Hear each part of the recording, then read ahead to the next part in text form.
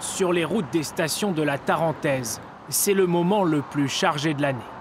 150 000 véhicules en un week-end. Alors pour inspecter la circulation, les autorités peuvent compter sur ces opérateurs. Bon écoute, je vais surveiller, je vais continuer à regarder et puis je te rappelle au cas où. Ils disposent d'une quarantaine de caméras et se tiennent prêts à réagir en cas d'incident. C'était la police, c'était pour rechercher en vidéo si on voyait des motards en train de se chamailler au bord de la route, au bord de feux de bois. C'est grâce à leurs observations que les cartes sont mises à jour et que les radios spécialisées peuvent vous informer en temps réel. Là, on voit que c'est vraiment, ça roule vraiment au pas et il y a certains secteurs, comme ici, on est au niveau de Sevin, ils sont quasiment à l'arrêt, quoi.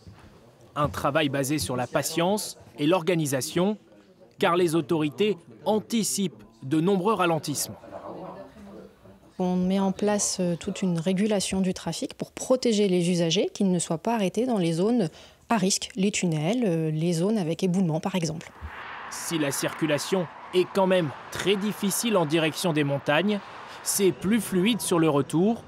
De nombreux vacanciers ont organisé leur déplacement. Ça se passe bien, en fait, on a décalé notre départ par rapport au gros de la circulation. Donc on prend notre temps, on s'arrête sur les stations, voilà, on profite, donc ça se passe bien. C'est tout bon. Vraiment, on a eu une bonne route, on a juste eu un ralentissement à Albertville. À bientôt.